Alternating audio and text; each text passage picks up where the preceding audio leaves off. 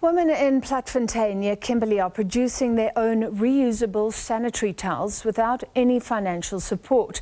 The relatively poor community with a high unemployment rate continues to face severe social ills. Many girls in the community are unable to afford sanitary towels, and a Good Samaritan had to step in to assist. According to the World Bank, on any given day, more than 300 million women worldwide are menstruating. It says in total, it's estimated 500 million lack access to menstrual products and adequate facilities for menstrual hygiene management. Women here in Platfontein want to break the cycle. 23-year-old Solia Matramel is one of the beneficiaries of Project Lilly that started in March in the area. Project Lilly produces reusable cloth pads that are 3 in a packet. Matramel says owning the pads is a huge relief for her.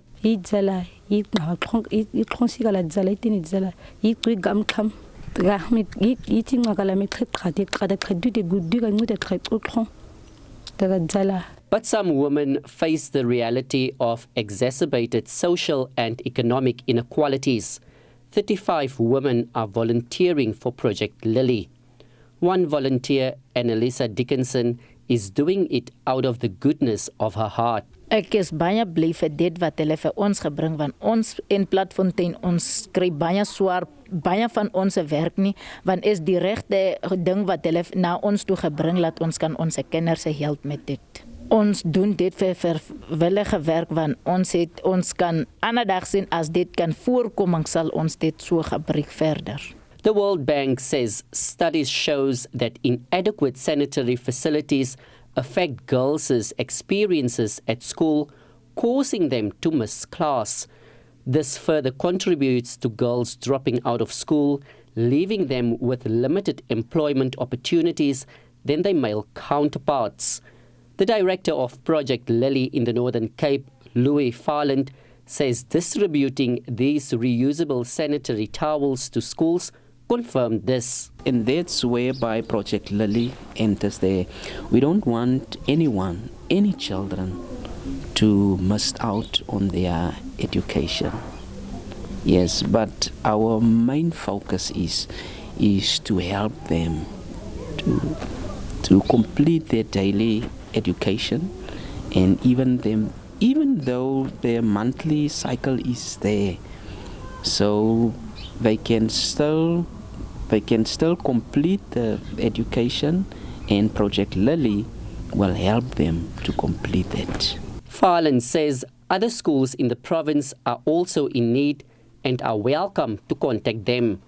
More machinery is needed for them to start with mass production, and they are not getting any financial support, although they are supporting neighboring countries like Lesotho as well. We are doing this project out of love. Yes. No one is receiving any stipend from any organization. And yes, the ladies who are working here, they are just here volunteers, and every pad we distribute it for free. These women's dream is to distribute these reusable sanitary towels across the province. However, without funding or some extra hands to assist, it is almost impossible. Reginald Vidboy, SABC News, Kimberley. Well, my colleague Bungiwe Zwane has been at Nerd Secondary School in Soweto, one of the schools benefiting from donations. Bungiwe, this is so important. You've chatted to some of the girls. Tell us a bit more about the various plethora of role players that you're speaking to tonight.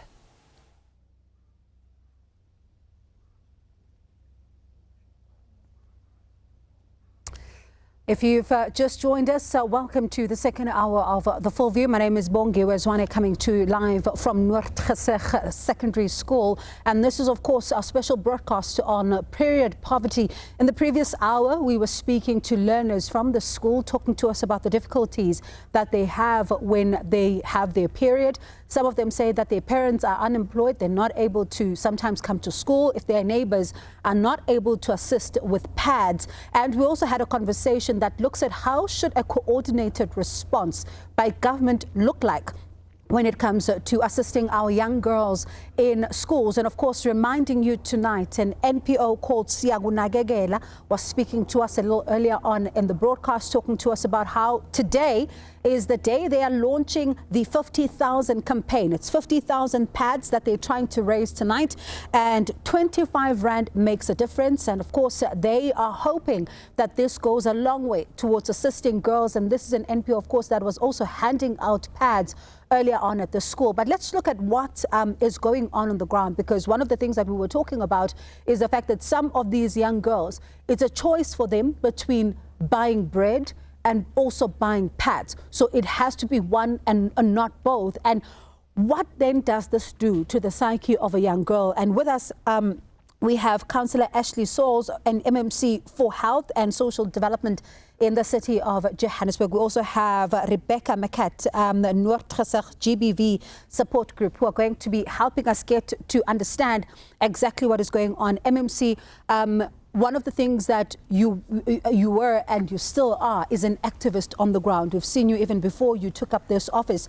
And there's quite a dire situation that we keep hearing from young girls on the ground, saying that for them, sometimes they have to stay at home because they're not able to access sanitary towels. Talk to us about your experience on the ground when you're engaging with different young women. Yeah, thank you so much, Bongile, and greetings to your viewers. And thanks once again for having me. It's good to be here, and also greetings to Rebecca. It's clearly difficult, and especially for young girls in disadvantaged communities such as Noordgesig and other areas. And as you've spoken to young girls from the particular school, there's nothing to add on to that except to say that the need is dire. The question that we should ask is, what are we going to do about it? And that's what activism is about. Just shockingly, now that I'm in office, I've realized, or we've seen that what the statistics says globally, 500 million women does not have access to sanitary products. And that is alarming. And here I am, I'm a male. And I think one of the key things also is to say, we should not divorce ourselves from this issue as males. I mean, the term itself gives us a hint, menstrual cycle. MEN is the three letters at the beginning of that word. Men are involved, but we are affected differently, but we should appreciate that effect. I'm a father. I have a 10-year-old daughter. She's going to have to deal with the same issue. And the stigma around it is therefore upon me. It's incumbent on me, even in the position that I'm in, to be more intentional about dealing with this issue. Our partners, our wives, are affected or are going through this natural biological process.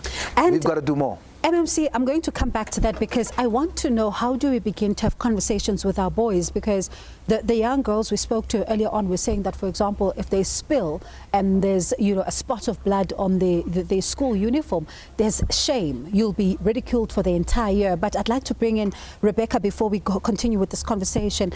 For you, you work with communities. You are in the coal face of it all.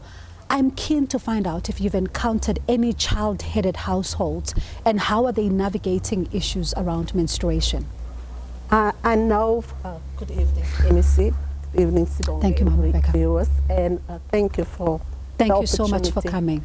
Yes, working in the community is really an eye-opener to what is happening. I know from experiencing different households that there is child household or young adult household leaders in the house that also lack knowledge, that doesn't know how to handle situations, that's not developed to deal with the difficulties that they do encounter. So for us, it's an organization that focuses on gender-based violence, prevention, and also building social cohesion is one of the key things that we focus on. And to the young girls that we are working with, we make sure that they do understand the importance also of coming together as girls, of gathering and solving a problem that they need. So when it comes to feminine hygiene and menstruation, we've done various projects or events to support those young girls, not only to give them the sanitary towels, you know. We came to the school, that's why we're here. Mr. Lowe actually called us knowing that we are doing the work in the community. We came to the school and we wanted to use the school also to feed through the lack of knowledge. But unfortunately, with the school program also being full and we're not going back on it being in a rush, we started it in the community. Are you finding sometimes that young girls are having transactional sex? And by transactional sex, I mean they sleep with people to get something, some of them to get money in order to be able to survive and buy things like pads and food and all of that? Well, when we do the group work, they don't go into discussions like that. But when we do one-on-one, they will go into discussions like that. So what we did with the last one, we do bring in psychologists when we talk about these things also. Because of the stigma and also the trust issue within the community, it's not easy for the young girls to speak to people that they see in the streets every day.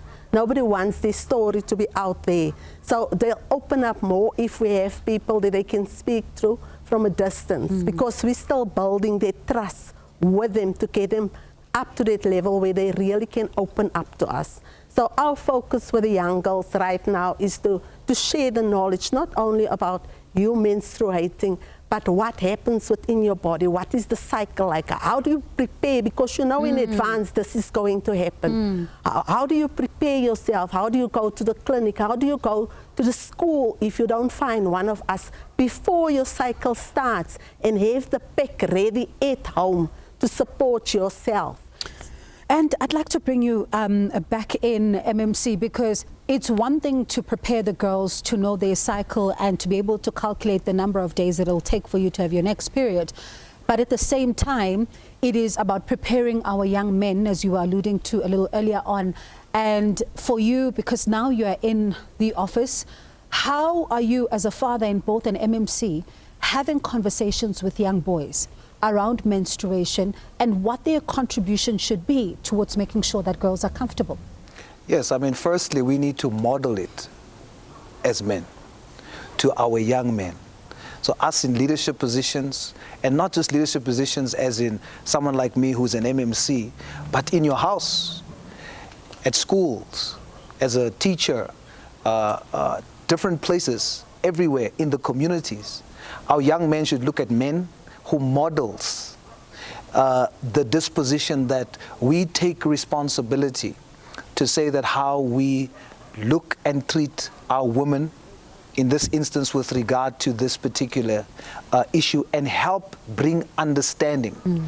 But again, I want to say that we need to come back to the place where we take ownership from the home, and then everywhere where there's a platform, the best thing to do is to create understanding, but not just by speaking, but also by modeling.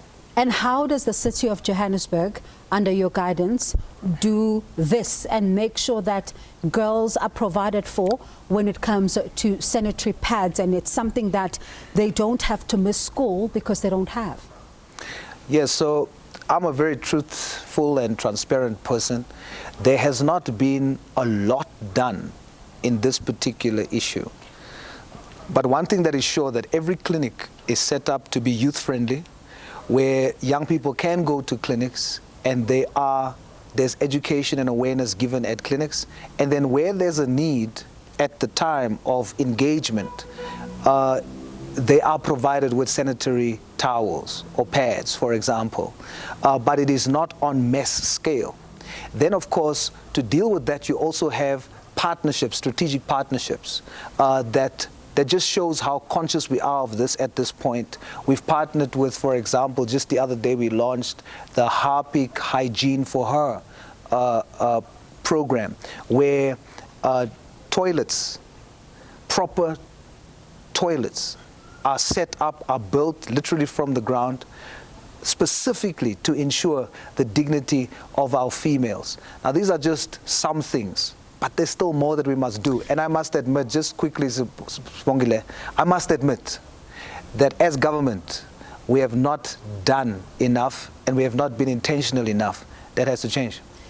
Not done enough, not intentional enough. Ma'am Rebecca, is that your experience on the ground as well with this response to Definitely. For us to run our project, what we do is we go out into the community. In fact, last year we raised the sensational 60-page where you can actually become an ambassador so that you can give us the pads, so that we can give it to the young girls. But we do also find that within the community, people are starting to recognize what we are doing. In fact, on Sunday, we will be collecting from, must I say a Shabin?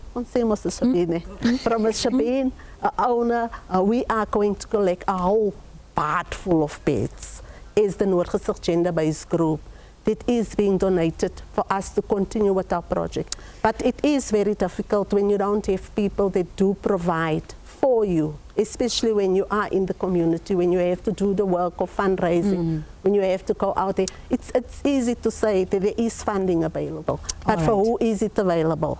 And it's interesting because you end off with that question. We are going to have the Minister of Social Development to ask that very question. For who is the funding available in order to be able to assist with groups like yourselves who are doing this work? And of course, an admission there from the MMC, MMC source talking about how government needs to be intentional enough when they deal with issues of menstrual hygiene. And I'd like to thank you both for your time. But after this, we're going to then have a conversation that looks at what does a coordinated response by government look like? Are they working in silos? Are we going to see a coordinated response in order to ensure that our young girls are taken care of?